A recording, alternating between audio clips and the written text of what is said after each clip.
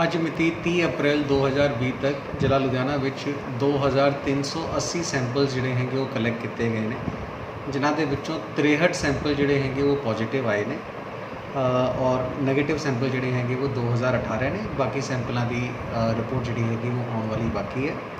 ਅੱਜ ਅਸੀਂ ਆਪਣੇ ਜ਼ਿਲ੍ਹੇ ਤੋਂ ਬਾਹਰ ਦੇ ਜਿਹੜੇ ਕੇਸਿਸ ਸੀਗੇ ਉਹਨਾਂ ਨੂੰ ਇਹਦੇ ਵਿੱਚੋਂ ਮਾਈਨਸ ਕਰਤਾ ਹੈਗਾ। ਸਿਰਫ ਔਰ ਸਿਰਫ ਆਪਣੇ ਜ਼ਿਲ੍ਹੇ ਦੇ ਜਿਹੜੇ ਕੇਸਿਸ ਹੈਗੇ ਸਿਰਫ ਔਰ ਸਿਰਫ ਉਹਨਾਂ ਨੂੰ ਅਸੀਂ ਕੰਸੀਡਰ ਕਰ ਰਹੇ ਹਾਂ। ਤਾਂ ਕੱਲ੍ਹ ਤੱਕ ਸਾਡੇ 29 ਕੇਸ ਜਿਹੜੇ ਸੀਗੇ ਜ਼ਿਲ੍ਹਾ ਲੁਧਿਆਣਾ ਨਾਲ ਸੰਬੰਧਿਤ ਸੀਗੇ।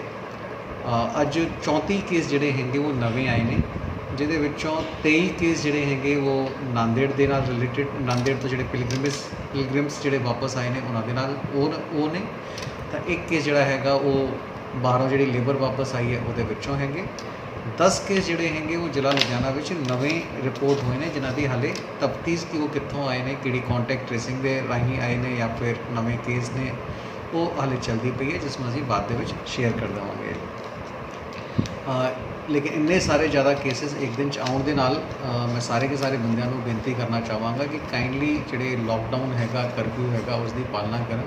ਇਹ ਬਿਮਾਰੀ ਜਿਹੜੀ ਹੈਗੀ ਕਦੇ ਵੀ ਕਿਸੇ ਵੀ ਤਰੀਕੇ ਨਾਲ ਬਹੁਤ ਛੇਤੀ ਵੱਧ ਸਕਦੀ ਹੈ।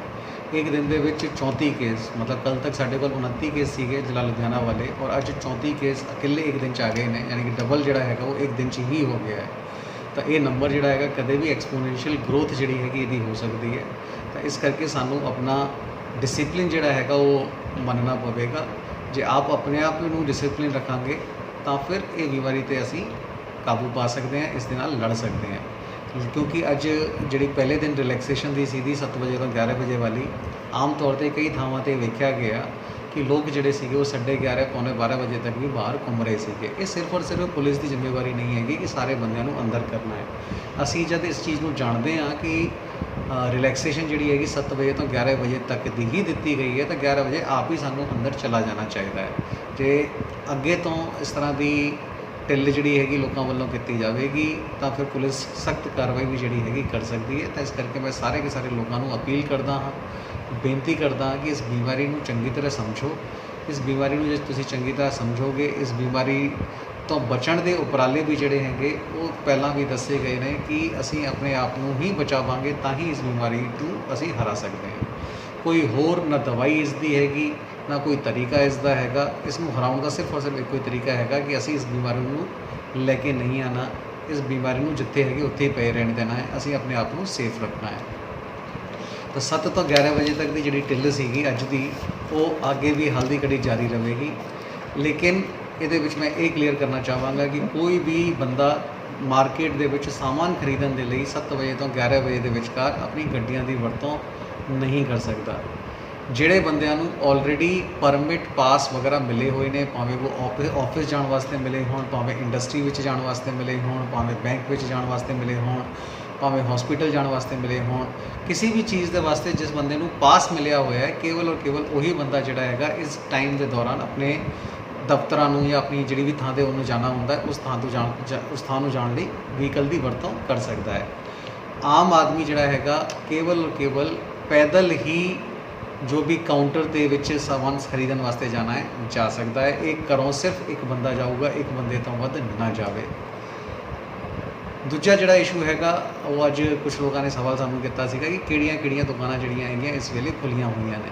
ਤਾਂ ਉਹਦੇ ਵਿੱਚ ਮੈਂ ਕਲੀਅਰ ਕਰਨਾ ਚਾਹਾਂਗਾ ਕਿ ਅਸੀਂ ਸਿਰਫ ਔਰ ਸਿਰਫ ਉਹੀ ਦੁਕਾਨਾਂ ਜਿਨ੍ਹਾਂ ਨੂੰ ਅਸੀਂ ਆਲਰੇਡੀ ਪਰਮਿਸ਼ਨ ਜਾਂ ਪਰਮਿਟ ਦਿੱਤਾ ਹੋਇਆ ਹੈ, ਕੇਵਲ ਔਰ ਕੇਵਲ ਉਹ ਦੁਕਾਨਾਂ ਜਿਹੜੀਆਂ ਹੈਗੀਆਂ ਇਸ ਵੇਲੇ 7 ਵਜੇ ਤੋਂ 11 ਵਜੇ ਤੱਕ ਕਾਊਂਟਰ ਸੇਲ ਕਰ ਸਕਦੀਆਂ ਹਨ ਔਰ 11 ਵਜੇ ਤੋਂ ਸ਼ਾਮੀ 7 ਵਜੇ ਤੱਕ ਹੋਮ ਡਿਲੀਵਰੀ ਦਾ ਜਿਹੜਾ ਕੰਮ ਹੈਗਾ ਉਹ ਕਰ ਸਕਦੀਆਂ ਹਨ। ਸਵੇਰੇ 7 ਵਜੇ ਤੋਂ 11 ਵਜੇ ਦੇ ਵਿਚਕਾਰ ਕੋਈ ਵੀ ਹੋਮ ਡਿਲੀਵਰੀ ਅਲਾਉ ਨਹੀਂ ਕੀਤੀ ਜਾਵੇਗੀ ਔਰ 11 ਵਜੇ ਤੋਂ 7 ਵਜੇ ਤੱਕ ਕੋਈ ਵੀ ਕਾਊਂਟਰ ਸੇਲ ਜਿਹੜੀ ਹੈਗੀ ਉਹ ਅਲਾਉ ਨਹੀਂ ਕੀਤੀ ਜਾਵੇਗੀ। ਤਾਂ ਇਹ ਜਿਹੜੀ ਵੀ ਕਾਊਂਟਰ ਸੇਲ ਹੈਗੀ ਉਹ ਸਵੇਰੇ 7 ਵਜੇ ਤੋਂ 11 ਵਜੇ ਤੱਕ ਹੋਣੀ ਹੈ ਔਰ 11 ਵਜੇ ਤੋਂ 7 ਵਜੇ ਸ਼ਾਮੀ 7 ਵਜੇ ਤੱਕ ਹੋਮ ਡਿਲੀਵਰੀ ਹੋ ਸਕਦੀ ਹੈ। ਥੋਕ ਦੀ ਦੁਕਾਨਾਂ ਜਿਹੜੀਆਂ ਅਸੀਂ ਪਰਮਿਟ ਕੀਤੀਆਂ ਸੀਗੀਆਂ ਪਹਿਲਾਂ, ਉਹ ਸਿਰਫ ਸ਼ਾਮੀ 11 ਵਜੇ ਤੋਂ 7 ਵਜੇ ਤੱਕ ਹੀ ਖੁੱਲ੍ਹ ਸਕਦੀਆਂ ਹਨ ਔਰ ਥੋਕ ਦੀ ਦੁਕਾਨਾਂ ਜਿਹੜੀਆਂ ਹੈਗੀਆਂ ਆਪਣਾ ਸਾਮਾਨ ਜਿਹੜਾ ਹੈਗਾ ਰਿਟੇਲ ਦੀ ਦੁਕਾਨਾਂ ਤੱਕ ਪਹੁੰਚਾਉਣ ਦੇ ਵਾਸਤੇ ਜ਼ਿੰਮੇਵਾਰ ਹੋਣਗੀਆਂ। ਇਸ ਤੋਂ ਇਲਾਵਾ ਜਿਹੜੀ ਰਿਲੈਕਸੇਸ਼ਨ ਐਕਸਟਰਾ ਜਿਹੜੀ ਸੀਗੀ ਉਹ ਸਿਰਫ ਔਰ ਸਿਰਫ ਉਹਨਾਂ ਦੁਕਾਨਾਂ ਦੇ ਵਾਸਤੇ ਸੀਗੀ ਜਿਹੜੀ ਕਿ ਸਟੈਂਡ ਅਲੋਨ ਦੁਕਾਨਾਂ ਹੈਗੀਆਂ, ਜਿਨ੍ਹਾਂ 'ਤੇ ਖੱਬੇ ਔਰ ਸੱਜੇ ਕੋਈ ਵੀ ਦੁਕਾਨ ਨਹੀਂ ਹੈਗੀ। ਕਲੀਅਰ ਕਰ ਦੇਵਾਂ, ਖੱਬੇ ਔਰ ਸੱਜੇ ਕੋਈ ਦੁਕਾਨ ਨਹੀਂ ਹੈਗੀ। ਇਕੱਲੀ ਦੁਕਾਨ ਜਿਹੜੀ ਹੈਗੀ ਉਹ ਦੁਕਾਨਾਂ ਨੂੰ ਅਸੀਂ ਖੋਲ੍ਹਣ ਵਾਸਤੇ ਪਰਮਿਸ਼ਨ ਦਿੱਤੀ ਹੈਗੀ। ਔਰ ਇਸ ਤੋਂ ਇਲਾਵਾ ਜਿਹੜੇ ਗੇਟਡ ਰੈਜ਼ੀਡੈਂਸ਼ੀਅਲ ਕਲੋਨੀਜ਼ ਹੈਗੀਆਂ ਉਹਦੇ ਵਿੱਚ ਜਿਹੜੀਆਂ ਦੁਕਾਨਾਂ ਹੈਗੀਆਂ ਉਹਨਾਂ ਨੂੰ ਖੋਲ੍ਹਣ ਦੀ ਪਰਮਿਸ਼ਨ ਦਿੱਤੀ ਹੈਗੀ।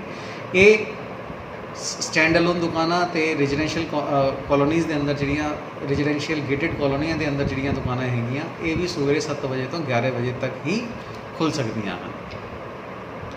ਇਸ ਤੋਂ ਇਲਾਵਾ ਮੈਂ ਜਿਵੇਂ ਪਹਿਲਾਂ ਦੱਸਿਆ ਸੀਗਾ ਕਿ ਕਾਈਂਡਲੀ ਲੋਕ ਜਿਹੜੇ ਹੈਗੇ ਡਿਸਿਪਲਿਨ ਦੇ ਵਿੱਚ ਰਹਿਣ। ਇਹ ਰਿਲੈਕਸੇਸ਼ਨ ਜਿਹੜੀਆਂ ਦਿੱਤੀਆਂ ਜਾ ਰਹੀਆਂ ਹਨ ਉਹ ਤੁਹਾਡੇ ਡਿਸਿਪਲਿਨ ਨੂੰ ਪਾਸਟ ਦੇ ਵਿੱਚ ਦੇਖਦੇ ਹੋਏ ਹੀ ਦਿੱਤੀਆਂ ਜਾ ਰਹੀਆਂ ਹਨ। ਹੁਣ ਸਾਡੇ ਵੱਲੋਂ ਕੋਈ ਇਸ ਤਰ੍ਹਾਂ ਦੀ ਕਾਰਗੁਜ਼ਾਰੀ ਨਾ ਕੀਤੀ ਜਾਵੇ ਕਿ ਇਹ ਜਿਹੜੀਆਂ ਰਿਲੈਕਸੇਸ਼ਨਸ ਦਿੱਤੀਆਂ ਜਾ ਰਹੀਆਂ ਹਨ ਉਹਨਾਂ ਨੂੰ ਵਿਡਰੋ ਕਰਨਾ ਪੈ ਜਾਵੇ। ਤਾਂ ਇਸ ਕਰਕੇ ਕਾਈਂਡਲੀ ਸਾਰੇ ਕੇ ਸਾਰੇ ਲੋਕਾਂ ਨੂੰ ਬੇਨਤੀ ਹੈ ਕਿ ਇਹਨਾਂ ਦੀ ਪਾਲਣਾ ਕरें ਔਰ ਜਿਹੜੀ ਰਿਲੈਕਸੇਸ਼ਨ ਸਰਕਾਰ ਵੱਲੋਂ ਦਿੱਤੀ ਜਾ ਰਹੀਆਂ ਨੇ, ਗਾਈਡਲਾਈਨਸ ਦਿੱਤੀਆਂ ਜਾ ਰਹੀਆਂ ਹਨ ਉਹਨਾਂ ਦੀ ਪਾਲਣਾ ਕਰਨ। ਇੱਕ ਹੋਰ ਅੱਜ ਵੱਡਾ ਡਿਵੈਲਪਮੈਂਟ ਜਿਹੜਾ ਹੈਗਾ ਉਹ ਇਹ ਹੈਗਾ ਕਿ ਗਵਰਨਮੈਂਟ ਆਫ ਇੰਡੀਆ ਵੱਲੋਂ ਮਾਈਗ੍ਰੇਟਰੀ ਜਿਹੜੇ ਲੋਕ ਹੈਗੇ ਉਹਨਾਂ ਦੇ ਵਾਸਤੇ ਨਵੀਂ ਗਾਈਡਲਾਈਨਸ ਜਿਹੜੀਆਂ ਹੈਗੀਆਂ ਉਹ ਜਾਰੀ ਕੀਤੀਆਂ ਗਈਆਂ ਹਨ।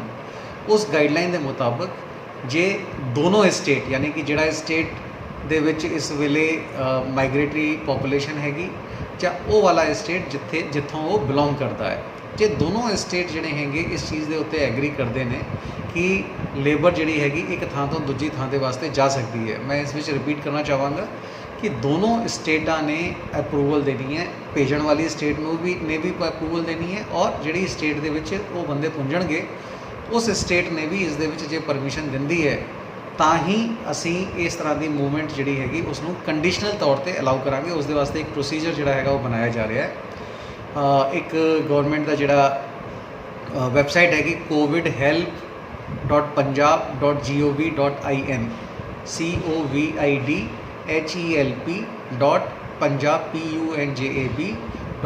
covidhelp.punjab.gov.in ਇਸ ਦੇ ਉੱਤੇ ਇੱਕ ਪ੍ਰੋਸੈਸ ਜਿਹੜਾ ਹੈਗਾ ਉਹ ਅਪਲੋਡ ਕੀਤਾ ਜਾਵੇਗਾ।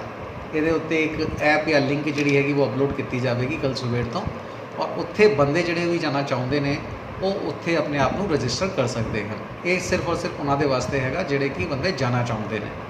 ਉਸ ਤੋਂ ਬਾਅਦ ਜਾਣ ਤੋਂ ਪਹਿਲਾਂ ਉਹਨਾਂ ਬੰਦਿਆਂ ਦੀ ਹੈਲਥ ਡਿਪਾਰਟਮੈਂਟ ਵੱਲੋਂ ਇੱਕ ਸਕਰੀਨਿੰਗ ਵੀ ਜਿਹੜੀ ਹੈਗੀ ਉਹ ਕੀਤੀ ਜਾਵੇਗੀ ਔਰ ਸਕਰੀਨਿੰਗ ਦੇ ਵਿੱਚ ਚੈੱਕ ਕੀਤਾ ਜਾਵੇਗਾ ਕਿ ਬੰਦੇ ਜਿਹੜੇ ਹੈਗੇ ਉਹ ਹੈਲਦੀ ਹੈਗੇ ਜਾਂ ਨਹੀਂ ਹੈਗੇ ਔਰ ਉਸ ਤੋਂ ਬਾਅਦ ਹੀ ਉਹਨਾਂ ਨੂੰ ਜਾਣ ਦੀ ਪਰਮਿਸ਼ਨ ਜਿਹੜੀ ਹੈਗੀ ਉਹ ਦਿੱਤੀ ਜਾਵੇਗੀ। ਹੁਣ ਜਾਣ ਦਾ ਮੋਡ ਕੀ ਹੋਵੇਗਾ ਉਹ ਚੀਜ਼ ਜਿਹੜੀਆਂ ਹੈਗੀਆਂ ਹਾਲੇ ਵਰਕਆਊਟ ਹੋ ਰਹੀਆਂ ਨੇ ਔਰ ਜਦ ਵੀ ਉਸ ਦੇ ਬਾਰੇ ਕਲੈਰਿਟੀ ਆਵੇਗੀ ਉਹ ਲੋਕਾਂ ਦੇ ਨਾਲ ਸ਼ੇਅਰ ਕਰ ਦਿੱਤੀ ਜਾਵੇਗੀ। Thank you.